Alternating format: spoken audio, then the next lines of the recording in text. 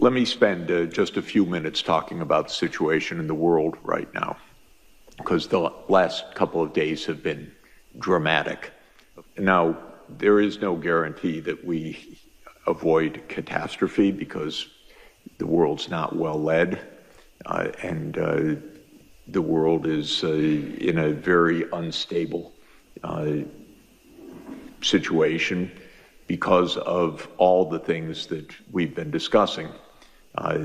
Of course, the climate crisis, all of the upheavals in the world economy, even aside from the interventions of leaders choosing wrong things, just the technological upheavals are astounding, and you know that better than I. So this is something quite dramatic. But another thing that's very dramatic is the geopolitical changes that are underway. They are remarkable. They're very dangerous, but on the whole, not bad, actually. What's happening is that a familiar world led, so-called, by the United States and Europe is no longer led by the United States and Europe. It was presumptuous to be led by the United States and Europe to begin with. It's actually the end of a very long cycle that dates back to 1492 and onward, because it started with a voyage that was a little bit went awry and changed the world fundamentally. And they say that, how do you know that Christopher Columbus was an economist, by the way? He didn't know where he was going. He didn't know where he was when he got there, and it was all on a government grant. So this is par for the course. But the world became a European-led world with a lot of cruelty and a lot of inequality and a lot of domination, and with a lot of remarkable technological development that came along with it, but that was utilized as a form of power and oppression as well. And the United States dominated the world for about a half a century after 1945. Now we're in a very different world. And the voices of other parts of the world are really important and growing, and that means that in the media and in the political life in the Western world, there's a lot more anxiety, actually, than there is in China, for example, or in India, where it's not pessimistic. It's not feeling that the world's falling apart. It's feeling that the world is changing in the right direction, actually. And I would say if you look at opinion surveys in Africa, there's a tremendous amount of optimism, actually. Africa is the most optimistic single continent in the world, if you look at opinion surveys. So the world's changing, and it leads to a lot of anxiety, and the anxiety is highest in the United States because nobody likes to be pushed off the perch. But the fact of the matter is the world's becoming a lot more interesting, diverse, interconnected. You're a very diverse group, but not quite diverse enough. Are there any Chinese faces here? No. We have somebody from Hong Kong. Okay, good. Hong Kong, we were just there. It's wonderful. And India? Yeah. Great, okay. So, between the two, you're 40% of the world population, but not exactly 40% of this room. So it's just to say we don't have to have complete demographic equality, but you're a very diverse group, which is extremely important, very important. And the world's even more diverse, if I could put it that way, so we need to strive for that. And viewed in that perspective, my own view is, I'll say a grim statement and then an optimistic statement. If we don't blow things up, which is possible, then things are going to be okay. And By that I mean the world that is taking shape will be more equal, more open, actually benefiting from a lot of the breakthroughs in technology. The real worry I have is just disaster in the short term, because my country is the worst led that it's ever been, and our political system has collapsed. So we have one-person rule, which is not exactly the way to run a society of 335 million people and $30 trillion of output. But that's what we have for the moment. But if we can avoid the catastrophes, we actually, not just rhetorically and not just optimistically, we really have a lot of solutions in this world for food production, for sustainable energy, for better education and healthcare systems, for all sorts of things that are completely wonderful.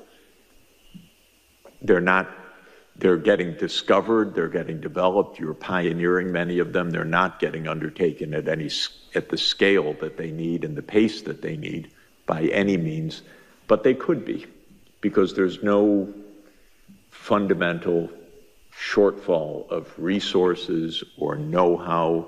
We're not running out of particular minerals so that we can't do this. We're not running out of land so that we're in a struggle for who eats and who doesn't eat. We're not running out of energy, because solar radiation is about 5,000 times our power usage on the planet. So if we deploy solar power, which is now cheaper than any other kind of power, we're not in an energy shortage as well.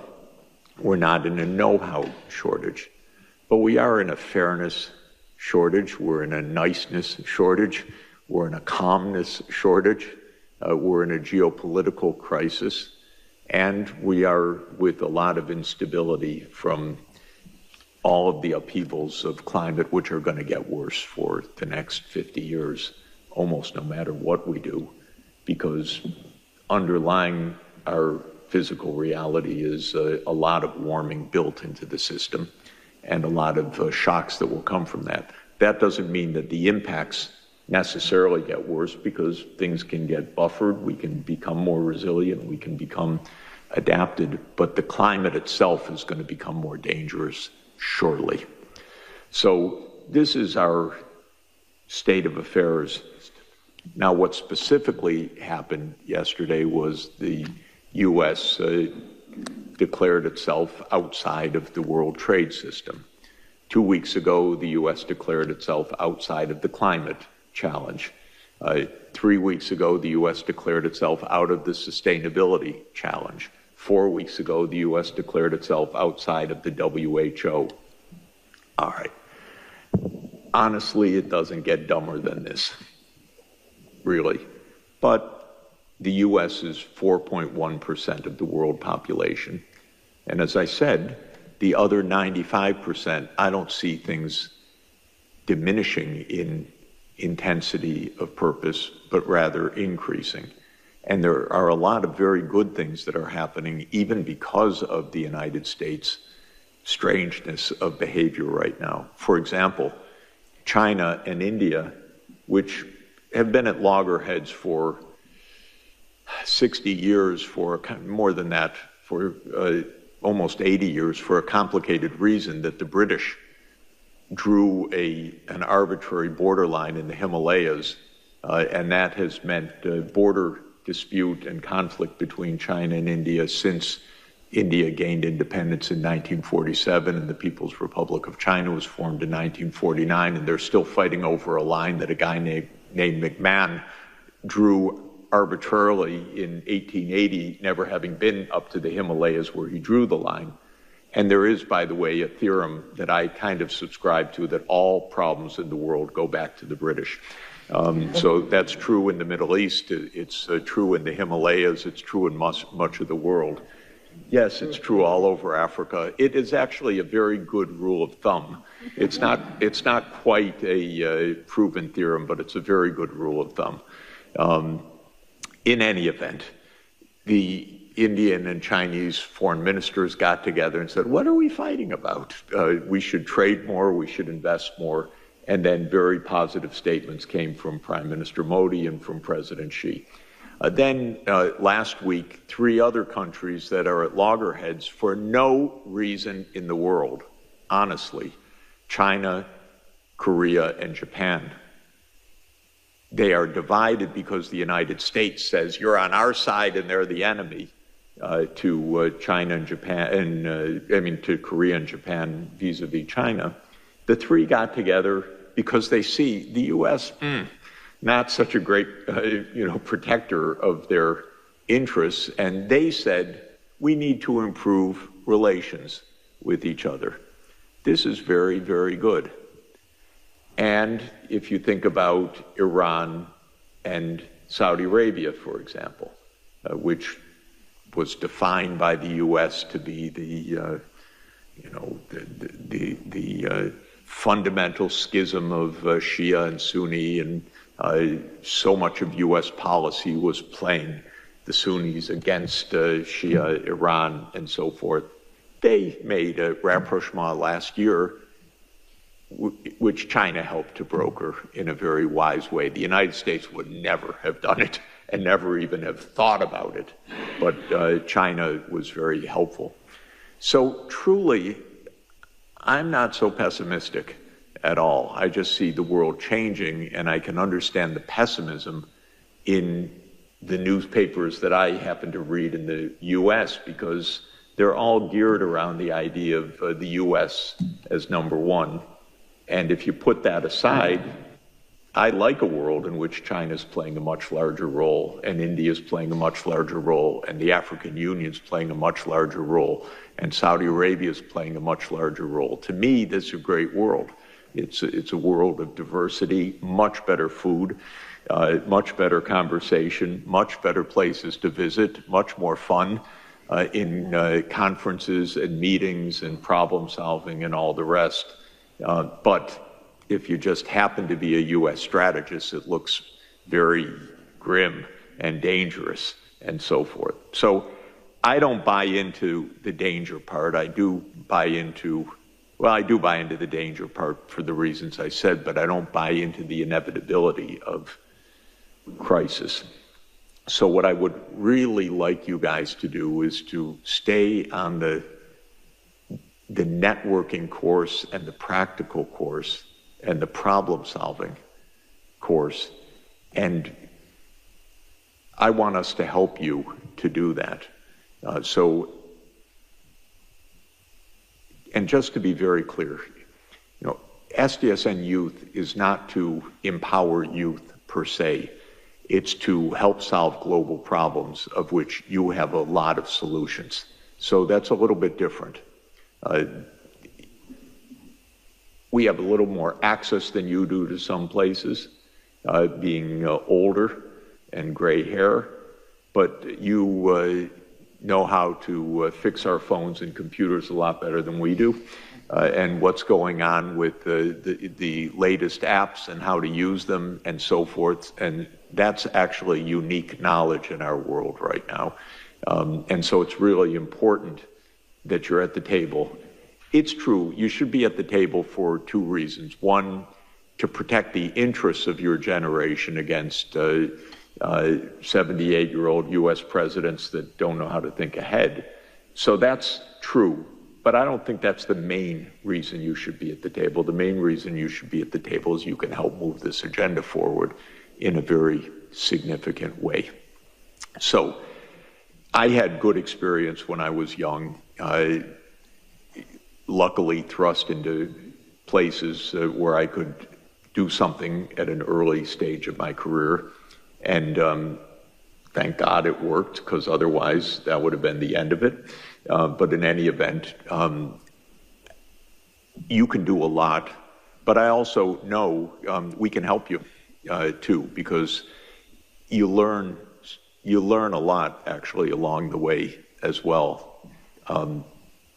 Every day I learn something that I say, I cannot believe I didn't know that for the last 50 years of trying to know what I know.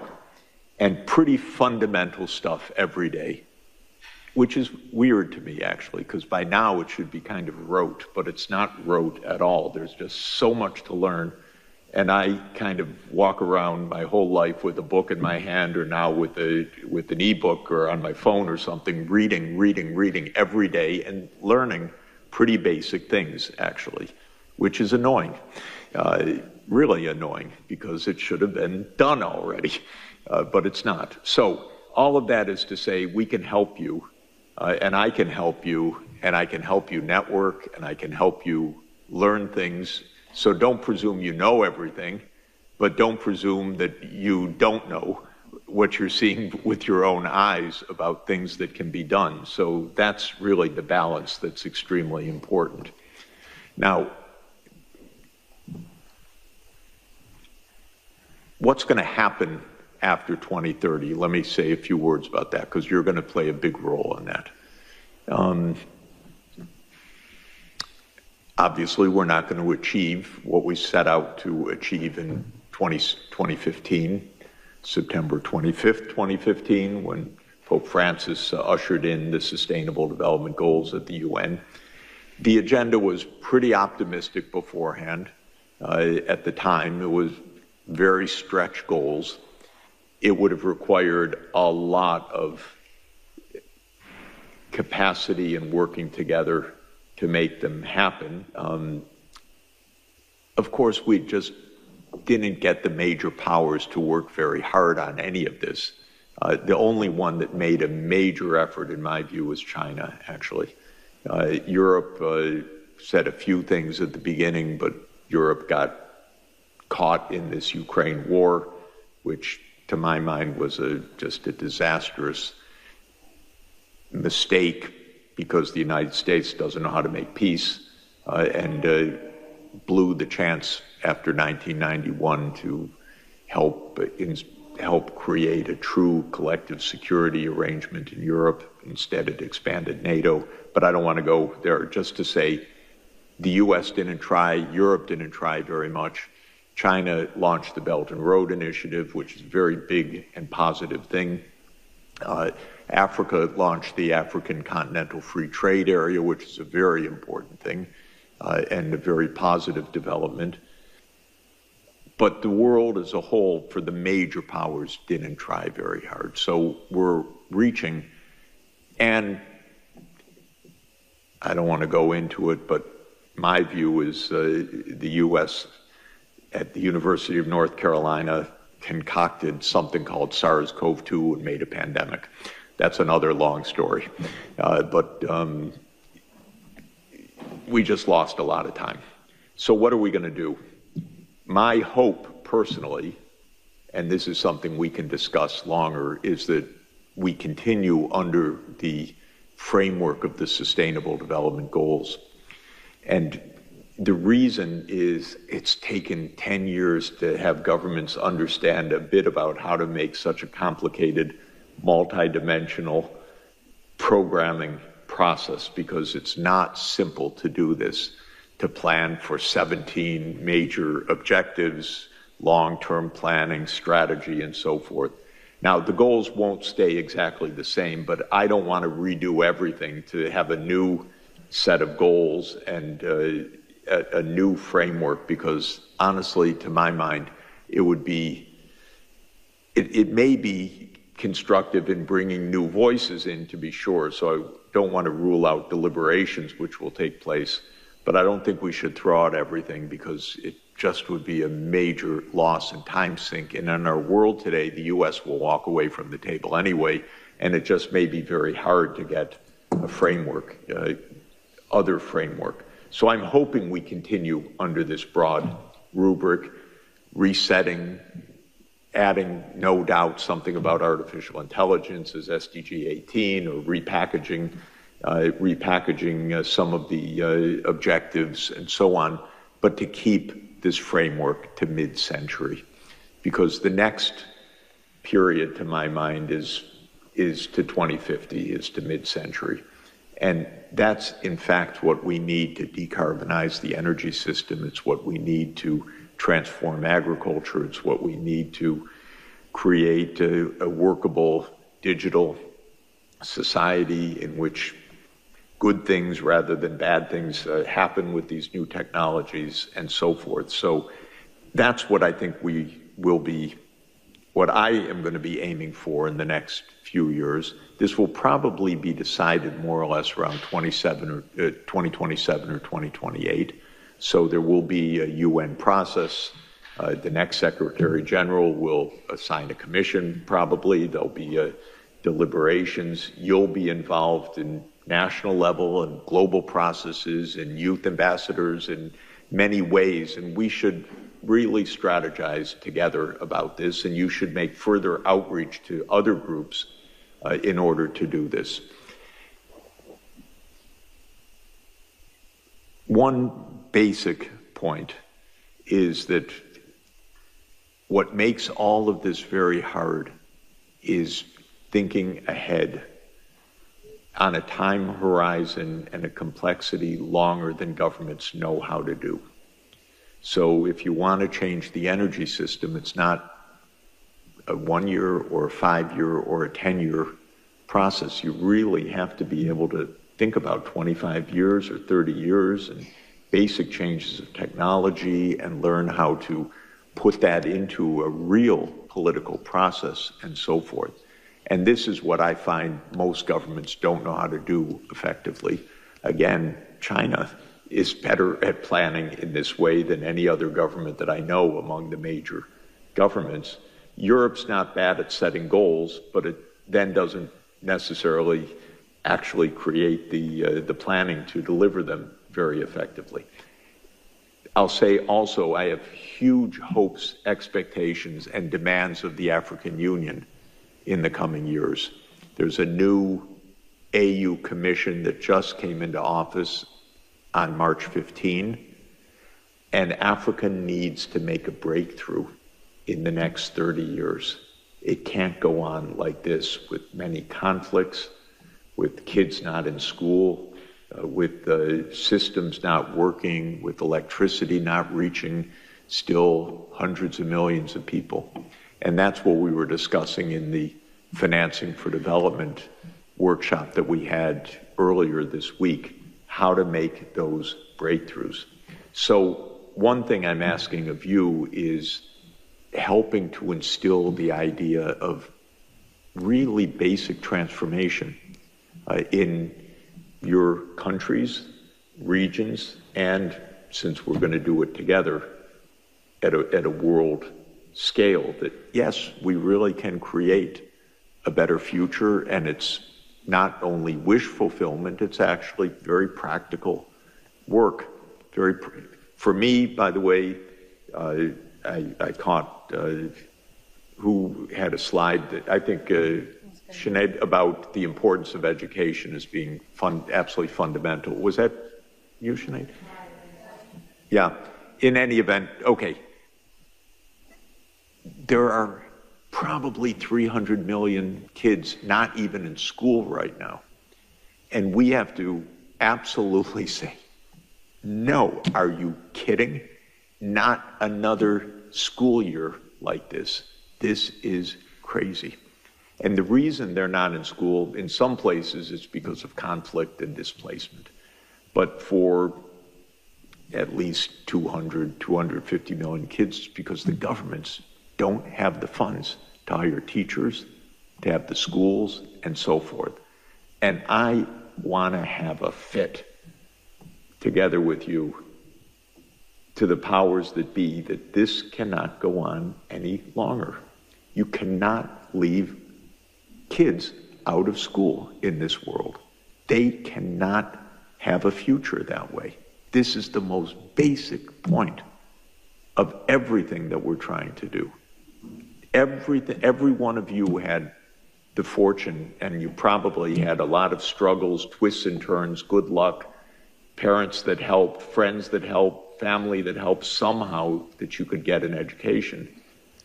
But I think that's the first thing we really need to do, is to put our foot down and say, no more faking it to the host countries, but they don't have the money, to the IMF, to the World Bank, to China to anyone else, you gotta help make sure that all the kids are in school, period. And then there are all the other issues that we're dealing with. I won't belabor the point any longer because I know the time is short. But you guys are really important in this process.